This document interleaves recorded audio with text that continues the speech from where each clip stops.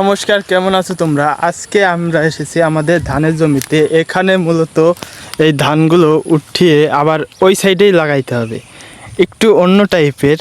তার জন্য এই ভিডিওটা করা। যেরকম এখানে ফাঁকা স্থান ছিল বেদায় এখানে এই ধানগুলি বুনাই দিছিলাম অনেক, তার জন্য এখানে এখন অনেক ঘন দেখে এই সাইডে মেন জমিতে আর কি আমরা এই ধানগুলো লাগাবো। আর এই ধানগুলো এইভাবে সব জায়গায় লাগায় না, কারণ পাট কাটার পরে আমরা মূলত এই জমিতে পাট ছিল, সেই পাটগুলো কাটার পরে এখানে আর কি আমরা এখন ধানগুলো লাগাইতেছি।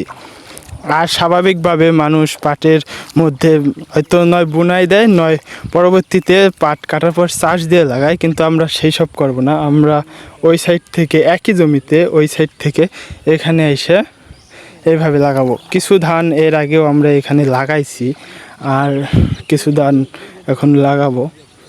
আর এখানে কিছু ঘাস আছে বেদায়, এই ঘাসগুলো নিড়ানি দিয়ে লাগাবো। আগে আমাদের এই ধানের চারাগুলি উঠাইতে হবে, পরবর্তীতে এই ধানের চারাগুলি ওই সাইডে নিয়ে লাগাতে হবে। আর এই ধানের চারাগুলিতে উঠানোর জন্য এখন আমাদের কিছু কষ্টে সাধ্য হইতেছে, কারণ এই ধানের চারায় কিছুদিন আগে সার দিয়ে গেছে।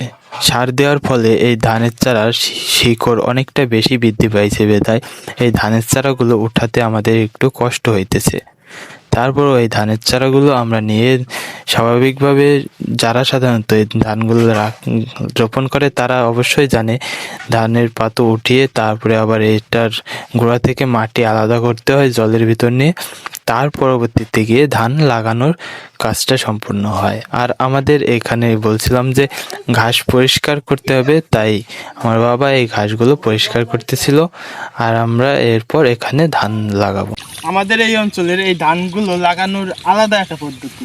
আমি যেহেতু বলছি যে আমাদের এই ধানগুলো আলাদাভাবে লাগাই বা এই অঞ্চলে এরকমভাবে লাগায়, মানে স্বাভাবিকভাবে যেরকমভাবে ধানগুলো লাগানো হয় সেই ধানগুলো ধরে এলো এইভাবে ধরে এইভাবে এসে লাগায়। কিন্তু যে আমাদের এই অঞ্চলে এই পেজির মতন ধরা হয়, এইভাবে ধরা হয়, যাতে পেজ যেভাবে লাগায়, যারা সাধারণত পেজ লাগাইছেন তারাই মূলত জানবেন যে এই ধানগুলো আমি কীভাবে লাগাইতেছি।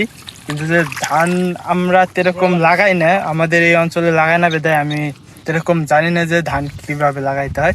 কিন্তু যে আমরা পেজ লাগানো পারদর্শী, তাই আমরা পেজের মতনই এই ধানগুলোকে লাগাই। তাই আমাদের এই অঞ্চলে এইভাবে একটু আলাদা পদ্ধতিতে ধান লাগানো হয়। এইভাবেও আমাদের ধানগুলো লাগানোর পরও অনেকটাই সুন্দর বা ভালোই হয়েছে ধান লাগানো। আর এখন আর কি আমাদের এই ধান লাগানো জমিতে দাদা সার দিয়ে দিতেছে। হয়তো কিছু লোক বলতে পারেন যে এইখনই লাগাই এখনই কেন সার দিতেছে। মূলত এর আগেরও কিছু ধান লাগানো ছিল বেদায় সেই ধানের জমিতেই আর কি সার দেওয়া হয়েছে, আর আজকে যা লাগাইছে তার ভিতরেও একসাথেই সার দেওয়া হয়েছে। আর এই পর্যন্তই ছিল ভিডিওটা। কিরকম লাগলো অবশ্যই কমেন্ট বক্সে বলবেন, আর কিছু জানতে পারছেন কিনা তাও বলবেন, আর আমার জন্য আশীর্বাদ করবেন যাতে আমার শরীর ভালো থাকে। দেখা হচ্ছে কোনো নতুন ভিডিওতে, ততক্ষণ ভালো থাকেন, বাই।